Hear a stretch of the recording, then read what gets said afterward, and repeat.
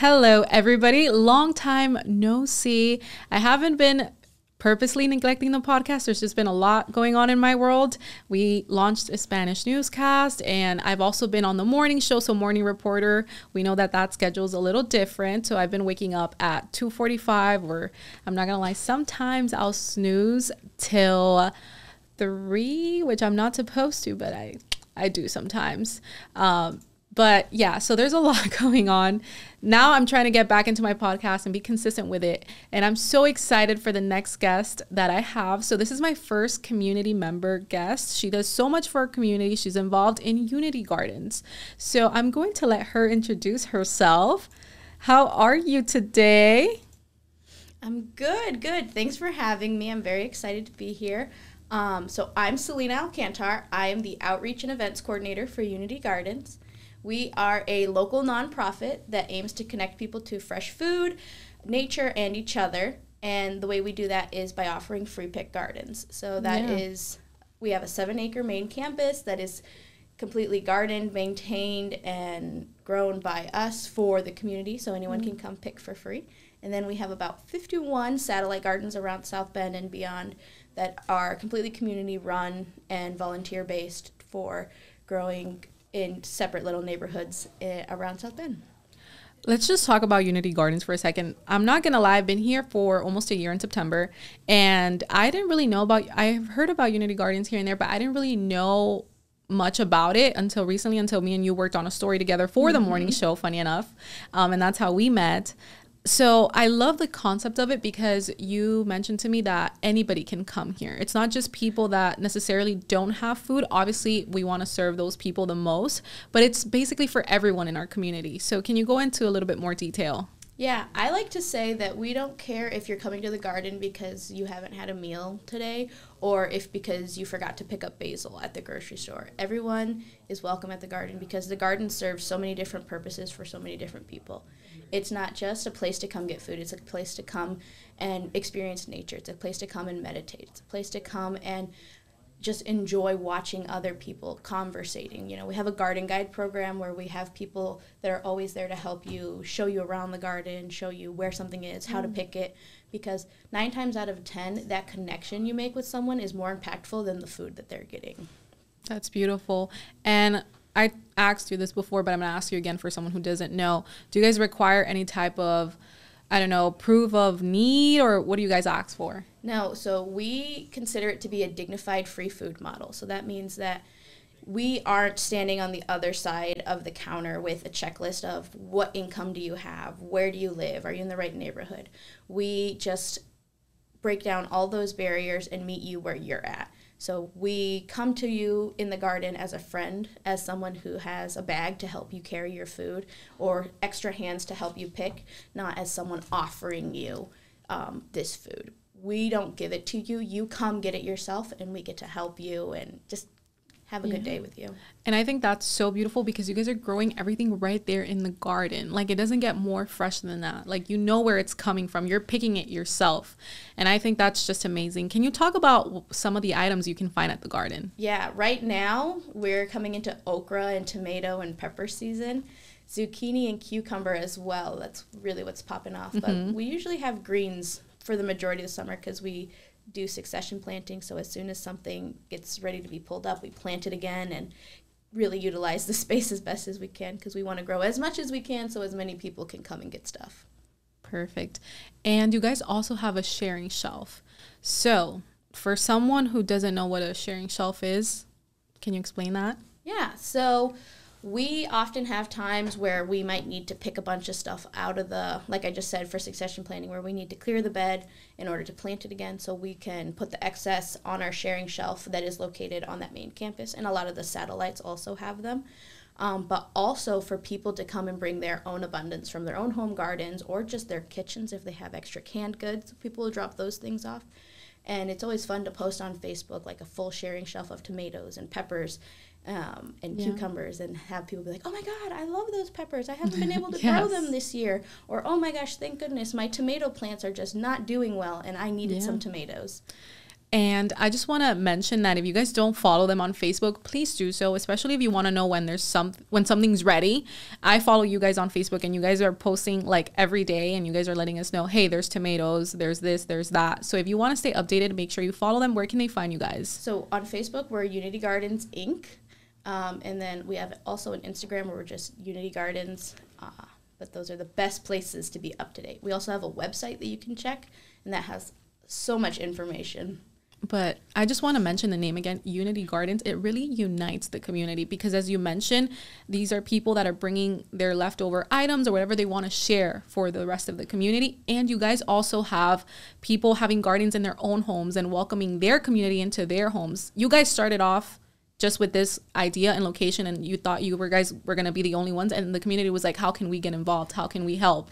Absolutely. I like to say that, Unity Gardens isn't just the place, it's the people. It is the community. Without my boss Sarah likes to say we accidentally became a nonprofit because she just wanted to have a garden where people could come, and then step after step more people were like, how can we help you? We love this idea. This is a good thing. Let's keep having this. Yeah. One of the biggest show ups for the community is our welcome center that is about to be maybe 2 years old now.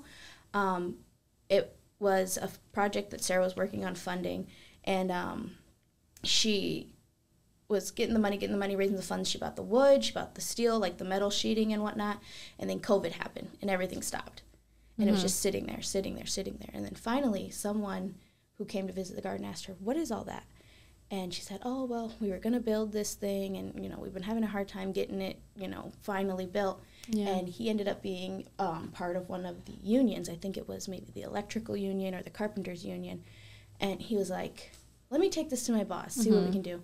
And then just a miracle of different unions in the community coming and saying, oh, we'll put up your sheetrock. Oh, we'll do your electrical for free. And that's how we got that community building done. That's beautiful. And now we can do so much more than just gardens. We can do community events, classes, and that's just another way of uniting people to each other, not just fresh food. Because a healthy person does need fresh food, but they also need healthy connections and relationships. Community. I love that you said that. That was beautifully said. Let's talk about that too. So you guys don't just have gardens where people can just come. You guys host special events that are very well thought of. There's a lot of love that goes behind these events, and you guys ask for volunteers. So I want to start with the one that you guys are having every month now. It's hotcakes and haircuts, or is it haircuts and hotcakes? It's haircuts, hot dogs, and hotcakes because it goes over lunch and breakfast. Okay. I love that. So that event, the way I understand it, and then I'm going to have you elaborate a little bit more, is I think so special, especially for the time that we're in right now, that kids are going back to school, and parents are already wasting a lot of money, and we know families sometimes struggle. So you guys are allowing local barbers to provide free haircuts for kids in our community. Am I right? You're right on track. Yes. And I think that just makes it so much more special is that, yes, we're providing free haircuts to the community, and we're doing it in partnership with the South Bend Community Reentry Center. So this is a partnership that we have had for a little bit now, and that we are so appreciative of because it has a special place in our hearts. But the South Bend Community Reentry Center is a state facility that works with the Indiana Department of Corrections in order to have gentlemen who have reached the end of their prison sentence and are applying and qualifying for these additional benefits to be in the reentry center. And this allows them to start doing volunteer work in the community, start having a job in the community, to make that reentry process a little bit smoother, to start, get them out there with a little bit of a savings account made up, get them out there with some connections that they're making in the community. Or just, some of these gentlemen have been in there for so long and the world has changed drastically in that time. So just to start familiarizing them with it. So the haircuts and hotcakes events, the reentry center has their trained and in-training barbers come out and do free haircuts. And we do that every second Sunday of the month. And this past Sunday, we just had so many. We did over 60 haircuts, and the haircuts and hotcakes and hot dogs part comes in because in addition to haircuts, we give them breakfast if it's from the 10 to noon time, and then a hot dog if it's from noon to 2 p.m. And we had 150 hot dogs, and we ran out of hot dogs. Wow. And that was just between the 12 to 2. So it was busy and it was great. Oh my God, I love that. So let's also talk about other events that you guys have throughout the year. I know you mentioned a really big one. It's really special, and you guys need all the volunteers that you guys can get. So yeah, talk to me a little bit about that and tell me, how can people be part of this? How can people help you guys out? So I'm really excited for it. It's our Spooktacular event in October is the one that we really need volunteers for, because it is a completely free event that we're offering to the public that just gives families and kids a way to celebrate Halloween safely and with low cost and low barriers. So we have a haunted trail that the kids can go through our garden. We have a Halloween carnival area where kids can play games and participate and win candy. Yeah. We'll have a cool sensory experience on our Edgy Veggie, which is our mobile classroom, and just so much more fun stuff that we're planning. And we're working close with Donation Station in order to do a lot of recycling for some of the decorations, and they reuse, reduce, recycle is really important to us as well. So it'll be a good time, but we need volunteers to, be spooky, scary people in the haunted trail, volunteers to help run the carnival games, volunteers to help set up and break down. But it is just an amazing thing to have such a fun time with the kids, in my opinion. I agree. And I just want to talk about the importance of volunteers for a second. Like, not just for Unity Gardens. Volunteers make the world go around. Like, imagine if someone thought, oh, what I do is not enough. Like, yes, you're just one person, but you're creating a difference and a domino effect. And maybe you can persuade other people to volunteer. So I think volunteer sometimes gets thought of like, oh, if I do it, like, it won't make much of a difference, so maybe I won't volunteer. Like, but don't think about it that way. Like, just go in there, try it out, find what you like, find something that relates to your passion. Like, if you love animals, maybe animal shelter. If you love feeding the community, helping the homeless, or whatever it is, find places like the Unity Garden. There's just so much in our community, and I definitely think that volunteering makes the world go around. And that's something I've always said about South Bend. I've seen, like, the way I see community here is people come together in a way that I've never experienced before. So for me, that's very, very valuable. And now we're going to shift topics to a little bit about you, Selina. So you just graduated college, and you have such an important role already. How old are you, if you don't mind me asking? I'm 22. You're 22, and you are the outreach and event coordinator at Unity Gardens. That's a very strong title, especially for a nonprofit. Like, you have no idea.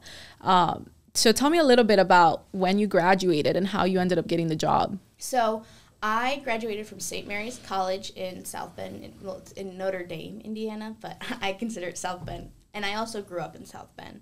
So I initially went to Unity Gardens looking for a full-time position fresh out of college. I applied for an educator spot, and I didn't end up receiving the position. But I was so in love with the mission and the spirit and the goal of the place. I was like, you know what? I'll tuck my tail between my legs. How can I volunteer? Is there another opportunity that I can, maybe get paid? Because honestly, in this economy, it's important to try at least to get paid for something. I agree. So they had an internship position available. So I was like, okay, I'll do that. That'll be fun. So, and it paid intern wages, and I was like, okay, that's fine. If I need a second job, I need a second job, or we'll make it work. So I got to work there for the summer as an intern, and I guess I impressed. I just did my best. I went out there and I fell in love with the place more and more. And I think me having the spirit of the place was really vital for getting promoted, but also just the drive. Like, I really wanted to be able to achieve things in every situation they put me in, and just showing that, I do have skills. I do have abilities outside of experience, because I am so young. But, like, if there's something I don't know, I'll learn it and I'll keep going. Yeah, and I just want to mention, I haven't known you that long, but when I met you, I was like, she's a go-getter. Like you said, sometimes you don't walk into the door the way you want to walk, but if you at least get your foot in the door and you keep working, and you're actually, I feel like this is like something that's worked for me my entire life. I may not be the perfect, have all the skills down, but if I have the drive and I know I want to do this and I'm going to dedicate time to it, and I have the heart and soul for it, people will see that. And the skills will come later on in life. It'll all work out, but it starts with like the want to and the drive and getting your foot through the door. And I think that's super important right now, because everyone's going to college, getting out of college, and they're like trying to get these jobs that need so much experience and so much like, how do you get that? They're like 10 years of experience. I was I was 10. Like, I know, exactly. I'm like, how am I supposed to achieve this with what I just spent my whole life reading books and writing essays, and now I'm supposed to have experience and I don't. But I think it is important just to say, the biggest thing is I don't know that, but I can know that and I will know that. I believe that there's nothing in life that you can't do if you put your mind to it. There's nothing you can't do. And I speak from like personal experience. I don't feel like my college was very hands-on. I've spoke about this in my first episode that I had for my podcast, so I came in here and I learned all these skills. Like, my college experience was at the end. I got to get a little bit of hands-on training, but it was mostly schoolwork. So when I came here is when I was hands-on and I had to learn it felt like walk, swim, run all at the same time. That's how it felt. But look, I'm doing it now. I do it every day. Now I have this amazing platform where I get to do a podcast. I get to do the news, and I also have a whole like newscast in another language, something that like no one else is doing. So I think it's very cool that you're so young and you're doing this. And I know you also have another set of valuable skills that are so cool and rare. You're also bilingual. So where's your family from, or where are you from? So my dad is from Tepic, Nayarit, which is like on the west coast of Mexico. And my mom is from New York. So I'm a little mezcladita. I love that. You have so much like culture, right? And I bet the household was very interesting. Like, you had different meals and stuff. Definitely. It's definitely interesting. I like to say I speak Spanglish because my dad raised me speaking English. Yeah. Because he was very much like, oh, she needs to be ready for America. And then along the way, I'm like, no, I think Spanish is important to learn. So. And I 100% agree. I think Spanglish is my first language. I always say that. But thank God for our parents, right? That they always kept our Spanish in the household, because it's such I feel like as I got older, I got to appreciate that skill set more. Maybe I didn't understand the value of it when I was little, but now growing up, I'm like, I literally speak a whole other language. Like, that's awesome. So we're going to talk a little bit about Unity Gardens en español. Oh, muchas gracias. Porque tengo que practicar. Sí, tienen que practicar. No te preocupes. Yo también me pongo nerviosa. So let me explain this in English a little bit, and then we'll go to Spanish. So I'm not going to lie. I also get nervous when I have to speak Spanish, funny enough, and that's what I was brought in to do. But I think the intimidation comes from when I speak to someone who's a little bit more fluent than I am. I get stuck, or I'm scared of what I'm going to say. And it's like, I know what I want to say, but it's not going to come out right because I'm nervous. And there's words that I'm not going to lie, I don't know. But like, thank God for my mom. She helps me out a lot with the job I have. And I think I'm pretty good overall. It's the nerves that get to me when I speak to someone that genuinely, like, wholeheartedly speaks Spanish. But I'm proud of it, and I know I'm doing my best, and I know it's pretty good. I know it's good. And sometimes, like, for example, like the word cheating, I don't know how to say cheating in Spanish. So I say chireando, but that's not the right word. I just know that's not the right word. But you know what? As long as my mom understands me, that's more than enough. It's like un raite. It's like, that's not a word. Wait, what does that mean? Like a ride. Oh, yeah. Uh-huh. That's funny. It's like, sort of like that. Yes, that's exact. But I'm like, my mom understands me, so that's all that matters. I think it's beautiful. Because I'm the same way. Like, my Spanish is very broken, especially speaking to someone fluent.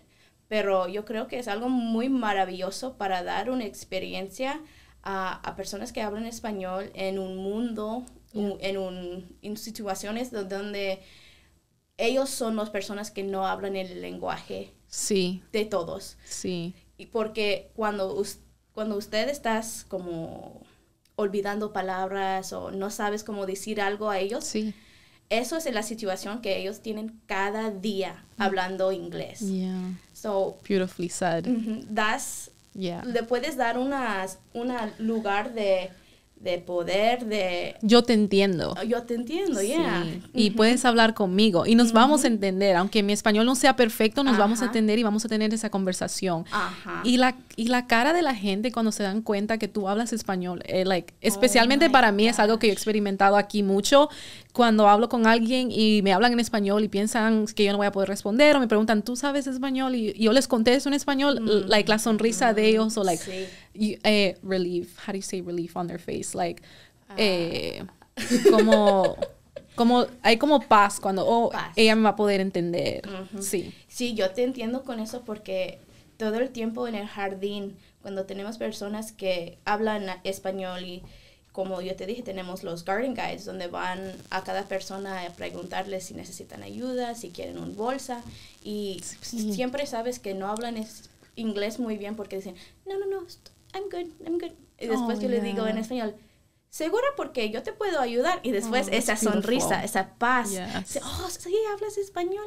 That's beautiful. Uno de los más increíbles momentos que yo tenía es cuando hice eso con unas personas y después fuimos por todo el jardín y por todo el jardín la muchacha que yo estaba hablando con me estaba enseñando palabras del jardín porque yo nunca había trabajado en un jardín donde yo necesito saber todas estas palabras del jardín en español, como cuadritra, como el... ¿Qué quiere decir eso? Yo no sé. Como la cuadra, I think it was. Like block? Block, yeah. Okay, la cuadra. Cuadra, porque we have like cinder block raised beds. Yeah. And then, I'm so bad because I already forgot some of them, but...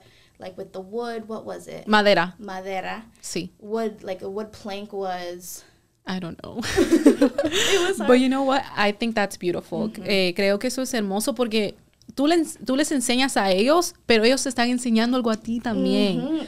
Yeah, so as I was saying, I think that's beautiful because she says people come into the garden and sometimes the people that speak Spanish are telling her what that is. Like blocks is cuadras in Spanish. So she's learning from them and they're learning from her and it's just so beautiful.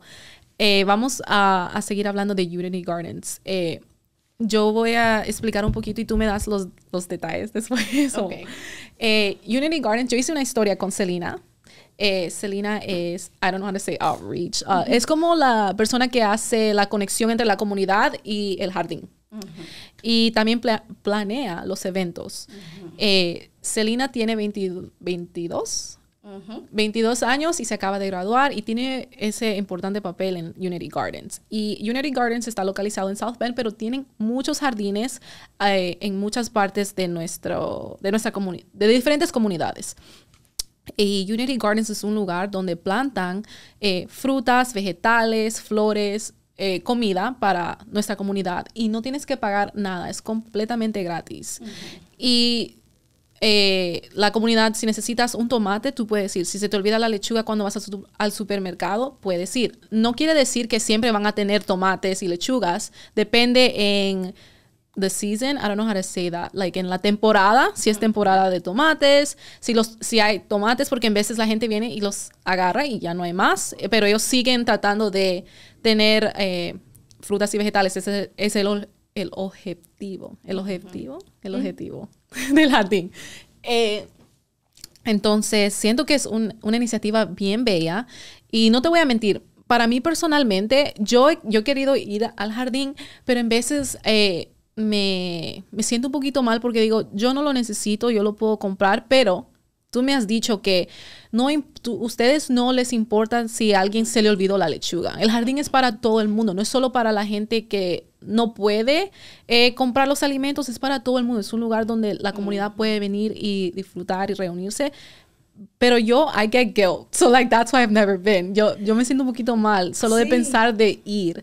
So, I didn't talk about this in English, but I wanted to say it, so I'm just mentioning it quick. I feel like I've wanted to go to the garden a few times, but I get guilt because I'm like, I know that I can just go to the grocery store. Maybe someone else needs it more than me. But as you were explaining, sometimes, like, the garden is a place for everybody. Whether you forgot the tomatoes at the supermarket, it's a place for the community to come and enjoy.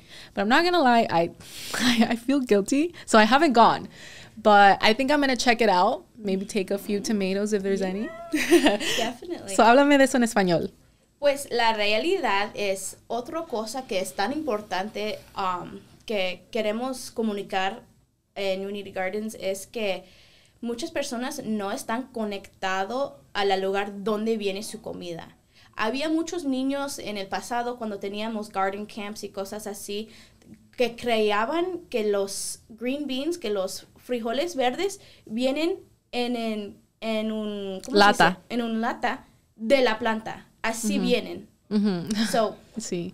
Para tener posibilidad tener personas aprendiendo dónde viene su comida, cómo crece, cómo se ve creciendo, sí. Cómo encontrarlo, como los pepinos, cómo mover las hojas para encontrarlo y cosas así. Es tan importante también. So, no te sientes guilty. Es feo. Yeah, no te sientas guilty. Come check it out. La última vez que fui ahí, no les voy a mentir, me traje una sunflower. So, I don't know how to say sunflower. Girasol. Yep. Girasol. I love girasoles. Girasoles y las rosas son mis favoritos.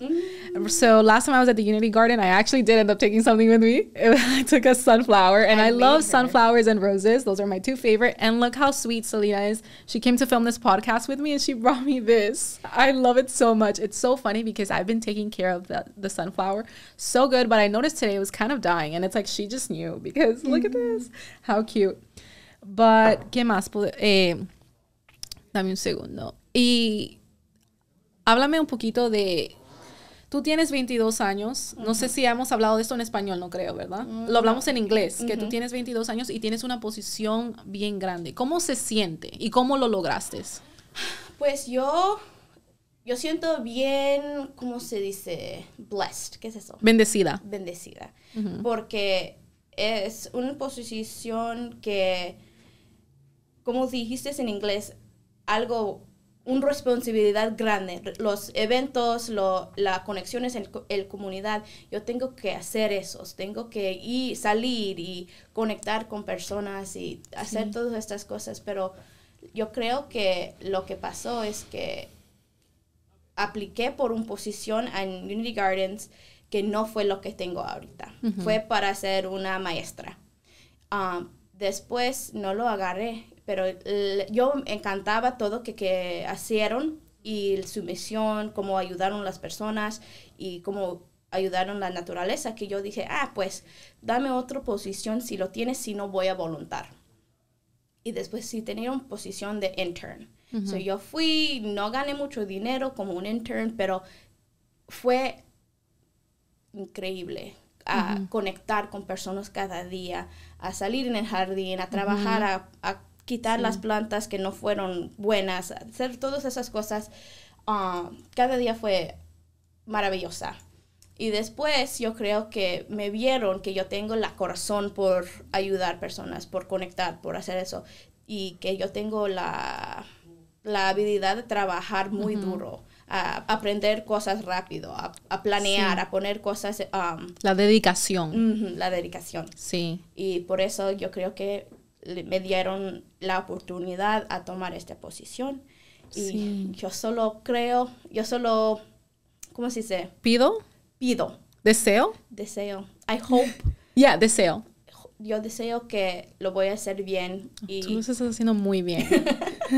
Tú lo estás haciendo muy bien porque, mira, estás conectando con gente en la comunidad, gente como yo, que también habla los dos lenguajes. Hemos hecho un noticiero ya juntas. Hicimos el Morning Show donde hablaste de Unity Gardens y todos los eventos. Y quiero hablar un poquito de eso también. Unity Gardens no solo es un lugar donde puedes agarrar vegetales y frutas y flores, también es un lugar donde puedes aprender a cocinar, donde puedes agarrar un corte gratis, donde puedes ser un voluntario.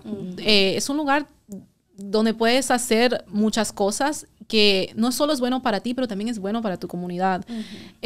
Ustedes tienen diferentes eventos y ahorita quiero hablar de haircuts and hotcakes and hot dogs. I'm going to learn it eventually. Eso en español es corte de pelos, hot dogs o pancakes. Pancakes. Entonces, ese evento pasa cada segundo fin de semana de cada mes. Segundo domingo de cada mes. El segundo domingo de cada mes. Ustedes están colaborando con ¿quién? Con el South Bend Community Reentry Center. So, estos son los muchachos que están terminando su tiempo estudios. ¿Cómo se dice? Prison, jail. Tiempo de prisión. Su tiempo de prisión. Sí. Y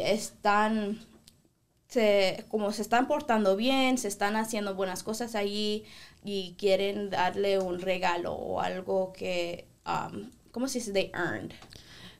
Algo que se lo han ganado. Ganado. Sí. porque se están haciendo muchas cosas buenas. Y por eso cuando tienen como 2 años a terminar, se ponen en otro lugar donde se pueden salir a voluntar, a trabajar y hacer cosas y hacer esas conexiones en la comunidad, hacer poquito dinero para que cuando salen tienen algo que pueden usar para comprar una casa o rentar un apartamento y cosas así, para que no salen y no tienen nada. Es un nuevo programa para hacer ese ¿cómo se dice? Introduction, reentry. Volver a ayudarlos a involucrarse en la sociedad.